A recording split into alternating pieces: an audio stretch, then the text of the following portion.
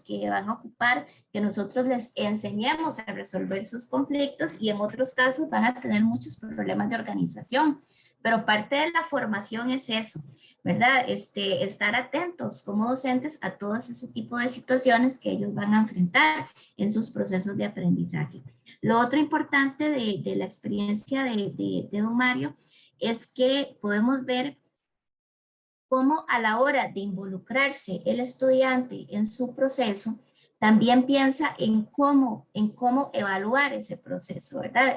Esa tendencia de que nosotros tenemos de la evaluación también se ve reflejada en ellos.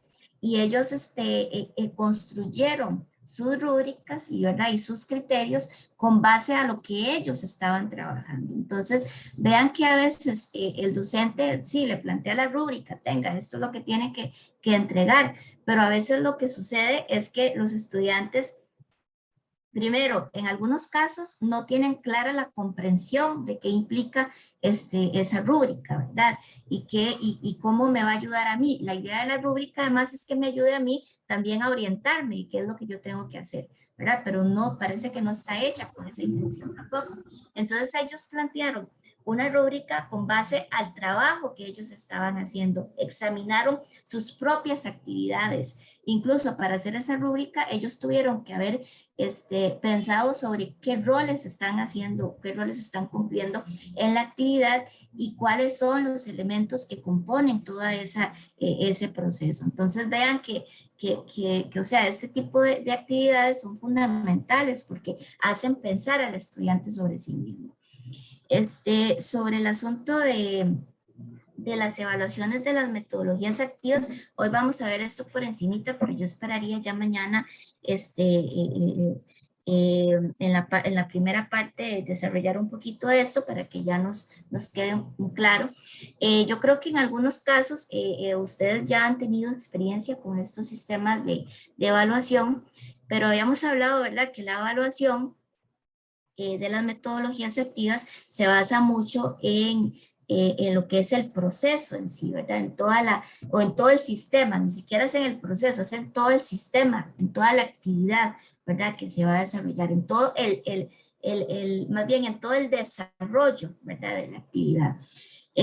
Una de las cosas interesantes que nos permiten las metodologías activas es que también va muy acorde con las formas actuales de desarrollar contenidos, que es que nos permite trabajar la multimodalidad, ¿verdad? Entonces, en metodología activa, yo puedo tener productos de muchos tipos, ¿verdad? Y entonces, este tipo de evaluaciones o este tipo de metodologías me permite ver todas esas dimensiones. Esto de la multimodalidad también es muy importante porque al menos en los estudios de las personas que utilizan de forma intensa la tecnología desde muy pequeños, resulta que ellos procesan o el procesamiento de la información, ¿verdad?, que viene de estos sistemas informáticos y demás, se da mucho a nivel multimodal.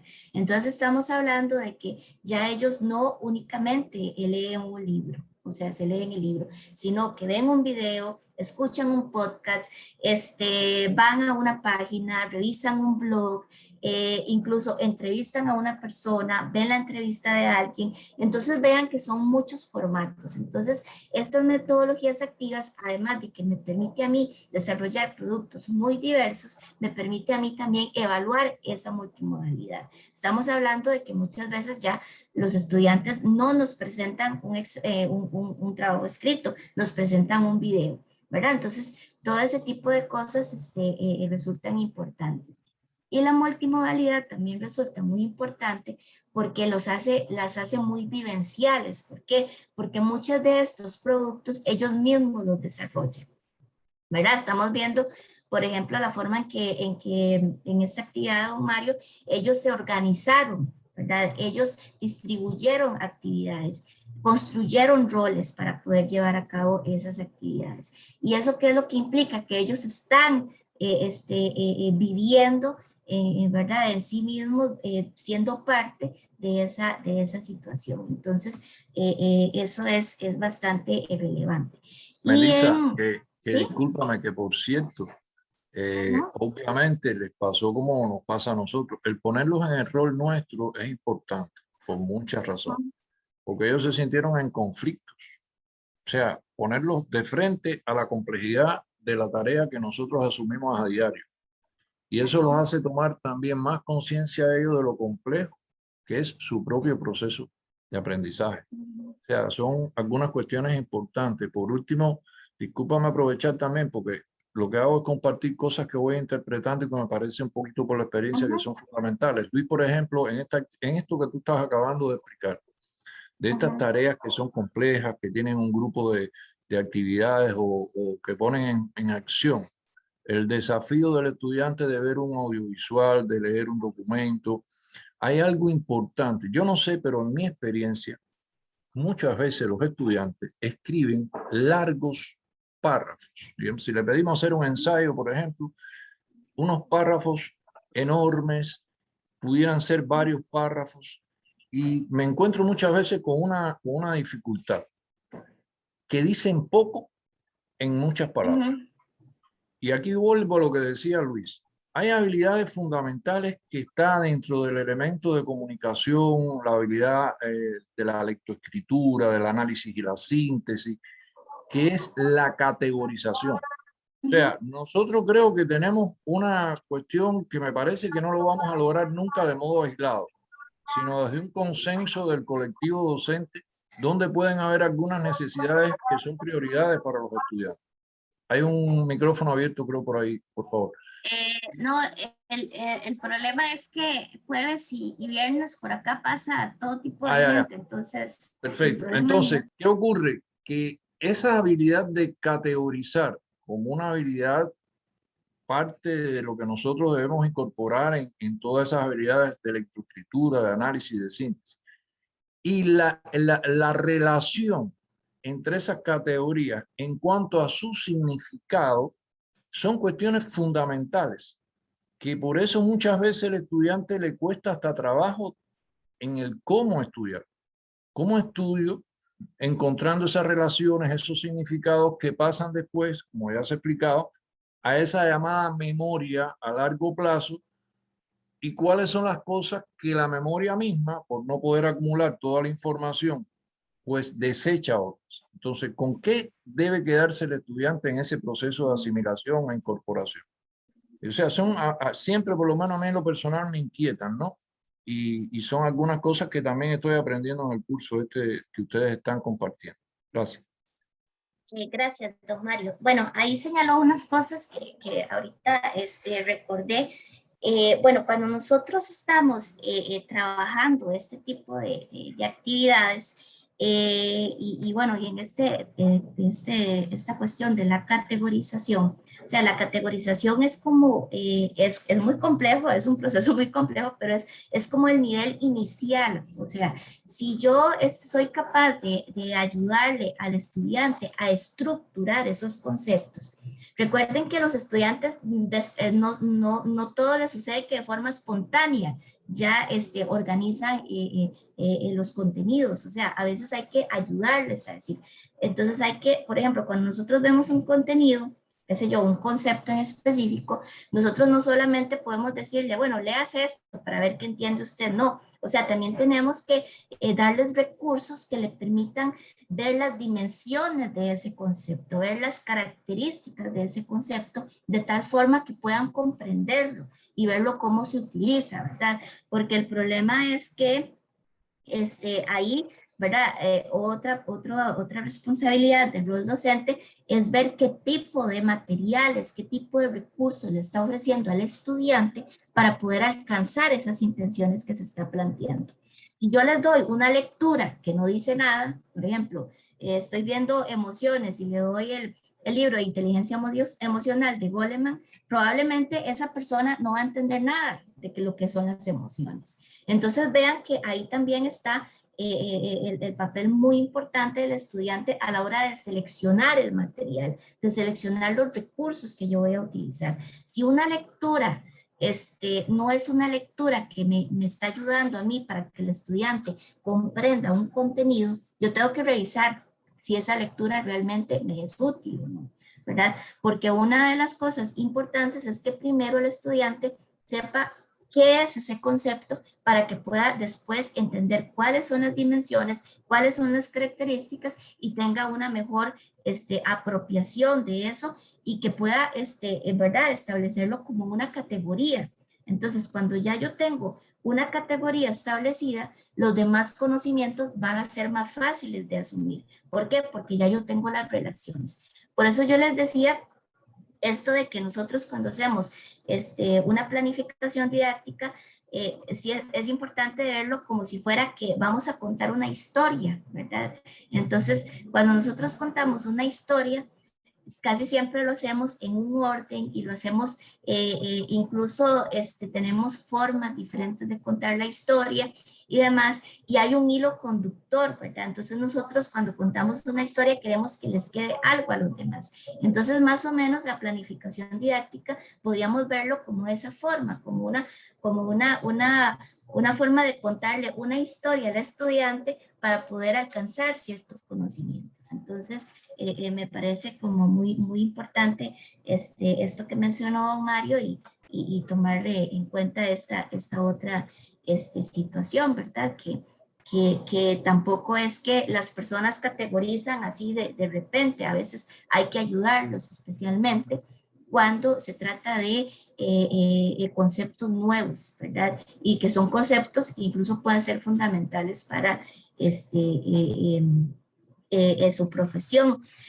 A mí me ha llamado mucho la atención un tema que por lo general en algunos estudiantes lo he encontrado, y es que me dicen, es que yo no entiendo qué es didáctica, ¿verdad? Entonces ya yo les empiezo a preguntar qué es lo que entienden por eso, y resulta que es que su concepto de educación es tan confuso que no logran identificar las estructuras que componen ese proceso, digamos, educativo. Entonces, cuando ya ellos empiezan a pensar sobre eso, ya van teniendo una noción más clara de cuáles son las cosas que componen ese proceso educativo. Entonces, vean o sea, si nosotros tenemos dificultades para comprender un concepto, tenemos que ir a veces a ver qué es lo que nos está comprendiendo previo para que puedan amarrar ese conocimiento con lo demás. Entonces vean que todo esto es como contar historias, ¿verdad? Si yo no sé la referencia de una historia, para mí va a ser más difícil entenderla, ¿verdad? Pero cuando ya yo tengo esa referencia, pues ya se me hace mucho más fácil abordar. Bueno, como les dije, les voy a mencionar muy básicamente esto de las evaluación de las metodologías activas, que creo que algunos ya han aplicado, ¿verdad? Estas cuestiones. Esto de la autoevaluación es fundamental, pero es igual, es un proceso también de aprendizaje. Hay que aprender a autoevaluarse y también aprender cómo es que se autoevalúa, porque a veces es muy complejo, no se da por sí mismo. Lo del portafolio y el diario del aprendizaje, vea que son como técnicas un poco más, bueno, más familiares para nosotros, pero suponen no solamente que nosotros como docentes veamos el producto, sino que el portafolio y el diario del aprendizaje lo que hacen es sistematizar toda esa experiencia. Entonces, ¿qué pasa? Cuando yo puedo sistematizar esa experiencia, yo estoy más consciente de lo que he hecho y de lo que estoy haciendo y lo que puedo hacer. Entonces, vean que no solamente es una cuestión del instrumento como tal, sino que esos instrumentos a mí a nivel mental me permiten organizar todo el proceso que yo estoy llevando a cabo. Vean cómo, ¿verdad? Una herramienta como es un portafolio me sirve a mí para organizar y estructurar cognitivamente muchos de esos contenidos. Y yo entendiendo esas experiencias, esas vivencias y digamos, y ese proceso, para mí es mucho más fácil comprender si realmente mi aprendizaje es más sólido, ¿no? Entonces vean que no solamente es un instrumento físico, sino que también puede resultar un instrumento de cómo yo puedo organizar a nivel simbólico todos esos contenidos y todo ese proceso de aprendizaje. Y el otro, otra técnica que a mí me gusta mucho para la evaluación es la entrevista, ¿verdad? Entonces, muchas veces pensamos que la entrevista solamente nos sirve para investigar, pero a nivel educativo resulta muy importante porque yo puedo hacer entrevistas con los grupos de trabajo, puedo identificar cuáles son algunas de las dificultades que esos estudiantes tuvieron para poder desarrollar eso. Puedo incluso indagar sobre cómo se sintieron. Puedo a través del discurso que ellos o la narración que ellos están haciendo de esos contenidos identificar si realmente hay una apropiación de esos conocimientos. Entonces vean que casi todos son muy de tipo cualitativo, ¿verdad? Porque en realidad nosotros un número no nos dice, ¿verdad? ¿Qué es realmente lo que estamos aprendiendo? Y además estas tres técnicas que les pongo ahí son muy valiosas porque me ayudan incluso a mí a evaluar a nivel grupal, ¿verdad? Constantemente nosotros, incluso en los grupos, hacemos la evaluación individual, ¿verdad? Pero estas técnicas me permiten a mí también valorar no solamente el desarrollo individual de ese estudiante, sino a nivel grupal, cómo están trabajando y cómo se está dando ese proceso. Porque al final a mí me interesa que sea todo el grupo, ¿verdad? El que desarrolle esos objetivos, el que lleve a cabo esas intenciones. Y obviamente de forma individual yo estoy trabajando, pero de nada me sirve que 2 o 3 personas hayan alcanzado el objetivo si el resto del grupo no lo han hecho. Entonces, vean que también tiene estas características. Y este tipo de metodologías activas tienden a ser muy disruptivas, ¿verdad? Ahora que está muy de moda ese término, tienden a ser muy flexibles. Entonces, más bien lo que tenemos que hacer es fortalecer esa flexibilidad y esa disrupción que nos permiten esas metodologías y aplicarlo a partir de, digamos, aplicarlo en la evaluación de las mismas, porque de nada nos vale plantear unas estrategias muy disruptivas y flexibles si estamos trabajando con las mismas rúbricas de evaluación que a veces pueden ser muy cerradas. Vean las rúbricas que desarrollaron estos estudiantes del ejemplo de Don Mario. Tienen muchos elementos, ¿verdad? No se limitan a algunas cosas. Entonces, también ahí podemos trabajar eso. Don Mario. Sí, igual les puedo hacer un relato también que me sucedió en lo presencial. Tiene que ver con esto, por ejemplo, con estas técnicas o instrumentos como el portafolio, diario reflexivo, demás. Yo planteé ahorita por el chat una interrogante, porque a mí me sucedió que en una oportunidad quise experimentar con el diario reflexivo, por ejemplo. Les pedí cuando comenzó el curso a los estudiantes que todo el que quisiera, que yo quería que desarrollaran un diario reflexivo para ellos, pero decidí que lo hiciera quien quisiera. Yo fui dándole seguimiento a esto, conversando y dialogando con los estudiantes. El curso fue avanzando, íbamos a mitad de curso y sucedieron varias cosas. Primero, llegó un punto en que me dijeron que cuando se iba a calificar el diario reflexivo. Ojo, con esa preocupación del estudiante. Por eso puse el interrogante por ahí. Después sucedió otra cosa, y es que supe que algunos tenían, no todos, algunos estaban dispuestos a compartir lo que habían anotado, porque claro, tomamos algunas pautas de qué era lo que podían ellos desarrollar ahí. Al final les dije, ¿saben qué? Esto no tiene calificación. Profesor, y entonces, digo, les hago una pregunta. ¿Para quién creen ustedes que sea más útil ese diario reflexivo? ¿Para ustedes o para mí? No, para nosotros. Digo, bueno, pues basta. Entonces, lo que de ahí ustedes creen que haya sido provechoso en términos de formas de estudio, de experiencia, de mejoras, de conflicto, yo quiero que lo sometan en lo personal a una profunda reflexión y de ahí puedan hacer ajustes en sus modos de aprender, en su manera de interactuar. Lo curioso de la anécdota es que después como cosa que también no es muy común, varios estudiantes estuvieron dispuestos a compartir lo que habían escrito ahí. Y no les digo más, porque salieron muchísimas cosas sumamente curiosas y yo considero que ha sido una de las actividades más interesantes, por lo menos de las que yo he aprendido. Ojo, y no califiqué, no se calificó. O sea que hay otro elemento importante a considerar. No todas las actividades o tareas que orientamos necesariamente tienen que ser sometidas a una calificación y a una ponderación, y eso le da una flexibilidad y mayor confianza en el estudiante en qué es lo que quiere realmente el profesor. Y bueno, ahí vemos esto de la motivación extrínseca, ¿verdad? Que casi todos nosotros, o sea, si nos ponemos a analizar un poco lo que estamos desarrollando en nuestros cursos, tenemos que revisar cuánto de esas actividades que nosotros estamos haciendo, los estudiantes las hacen porque tienen un valor, ¿verdad? Y las hacen por cumplir con unos puntos. Y ahí está el tema de la motivación intrínseca y extrínseca.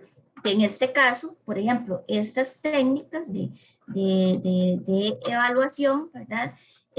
Son técnicas que, lo que tratan es de promover más bien esa motivación interna de la persona y de más bien hacer que les guste, que se interesen en el aprendizaje por lo que eso implica para ellos. Entonces, también es otro punto importante. Lo otro importante de las metodologías activas es que también nos obliga a nosotros como docentes a categorizar. ¿Por qué? Porque a la hora de que nosotros desarrollemos estas metodologías, recuerden que siempre vamos a tener que construir alguna secuencia didáctica, alguna planeación didáctica que nos permita darle como un orden y obviamente que estas actividades tengan un objetivo y una intención deseada. Entonces ahí también nosotros tenemos que hacer este ejercicio y es donde tenemos que revisar qué son los contenidos que están implicados en esas actividades, cuáles son los aspectos de ejecución, ¿verdad? ¿Qué es lo que estamos promoviendo que ellos hagan? Tenemos que delimitar las categorías de los elementos que nosotros queremos que ellos trabajen y obviamente identificar las habilidades cognitivas que queremos desarrollar. Don Aníbal, adelante. Muy buen día, doctora, estimados colegas. Gustos en saludarlos. Bien, bueno, retomando el tema del diario reflexivo, yo creo que el diario reflexivo como un instrumento de evaluación cualitativa, y comparto lo que ha dicho el doctor Mario Hernández, nosotros hemos aplicado muchísimo en las carreras de educación básica, es un denominador común con nuestros estudiantes. Yo creo que más que un aspecto cognitivo, el diario reflexivo debería conducirnos a la metacognición del estudiante. Hacia eso debería apuntar, más que a una calificación fría, y comparto lo que dice Mario Hernández. Se podría, mire, hay también hay una situación en los estudiantes que pasan de educación, que ocurre con los estudiantes de educación básica, de bachillerato y universidad, es que toda actividad de aprendizaje que ellos realizan, quieren que el docente le ofrezca retroalimentación y ese es su derecho. Pero lo que debemos desmitificar es que eso sea con una calificación cuantitativa. Yo creo que ahí podríamos también ir desmitificando no solamente esas patologías que habla Ludwig en evaluación en los docentes, sino también en los estudiantes. ¿Cómo ver la verdadera evaluación? Entonces, yo creo que sí, el diario reflexivo permite desarrollar la metacognición. Ahora, cuando nosotros empezamos a implementar diario reflexivo en la carrera de básica, los estudiantes era una transcripción de los contenidos de clase, como cuando en la presencialidad nosotros antes llevábamos nuestros apuntes, ¿no? Era que anotábamos todo, ¿sí o no? Entonces, hasta que en mi caso, yo soy profesor de pedagogía, yo les dije, ese no es el sentido del diario reflexivo, no son sus notas, no son sus apuntes. Entonces, bueno, ¿cuál sería el sentido del diario reflexivo? Entonces yo, a ver, vamos a hacer unas preguntas. ¿Qué aprendí? ¿Cómo aprendí? ¿Para qué aprendí? ¿Qué estrategias de aprendizaje me dieron resultado? ¿Cómo puedo mejorar mi aprendizaje? Fíjese cómo dimos un giro de 180 grados. desde transcribir muchas veces las notas, los apuntes que tenían, a pasar a esas preguntas que generan autorreflexión en el aprendizaje. Yo creo que muy importante lo que ha traído a colación Mario Hernández en el sentido de darle un giro al diario reflexivo, de que no sea una calificación cuantitativa, sino una evaluación cualitativa de mejoramiento continuo de los estudiantes. Eso debería ser la intención del diario reflexivo. Y nosotros desde la práctica, comento la experiencia que hemos tenido en las carreras de educación básica, también conozco que existen en las demás carreras de las 7 facultades que tiene la universidad, porque también se hizo una capacitación hace 4 años atrás, y creo que sí ha quedado eso como parte de la cultura de los docentes de la UCSE. Entonces, sí, creo que deberíamos seguir con los diarios reflexivos, pero con esa visión que nos habla Mari. Gracias, estimada Andrea. Muchas gracias a usted. Bueno, de hecho, estas 4 técnicas que yo pongo aquí son las que a mí me parece que son muy ricas para desarrollar la metacognición, porque todas implican pensarse sobre lo que yo estoy haciendo, lo que yo estoy diciendo, lo que yo estoy pensando. Entonces, resultan muy importantes. O sea, vean que estas metodologías activas, digamos, no solamente suponen, ¿verdad?, hacer una serie de pasos, sino que dentro de esa serie de pasos está el desarrollo de todos estos procesos. O sea, ellas están contemplando estos procesos y especialmente la metacognición. Entonces, resultan bastante importantes. Y lo del diario de aprendizaje y el portafolio suele suceder eso. Incluso a mí me pasó de un docente que me aplicó cuando yo estaba en la universidad hace mucho, el portafolio. Y yo recuerdo que yo nunca entendí para qué era eso, porque él ni siquiera tenía idea para qué lo estaba aplicando. Entonces, para que ustedes vean o sea, que si nosotros vamos a trabajar algo, por lo menos seamos conscientes de qué implica eso. Y en este caso, el utilizar cualquiera de esas 4 técnicas ya supone el desarrollo de la metacognición. Y eso que implica también que yo ocupo más tiempo para darle retroalimentación a mis estudiantes. No es solamente que yo les devuelva el trabajo y les digo los comentarios, no, implica que yo les devuelva el trabajo, les haga los comentarios y ellos me vuelvan a mí a interpelar o a preguntar o a consultar qué es lo que tienen y estar en ese proceso. Y vean que esto, si nosotros lo tomamos en cuenta, también supone un cambio de concepción de lo que implica la educación. Entonces, es importante y muy valioso también lo que nos dijo don Aníbal. Tenemos a Rosa Elena Ordóñez. Buenos días, doctora. Buenos días con todos. Sí, lo que acaba de indicar el profesor anteriormente y también haciendo también una reflexión con lo que indicó el doctor Hernández, me lleva a la conclusión en esta parte de que en realidad la verdadera evaluación no está fundamentada solamente por una evidencia, una calificación, sino en función de resultados de ese proceso de aprendizaje que también es manifestado por los actores de ese proceso.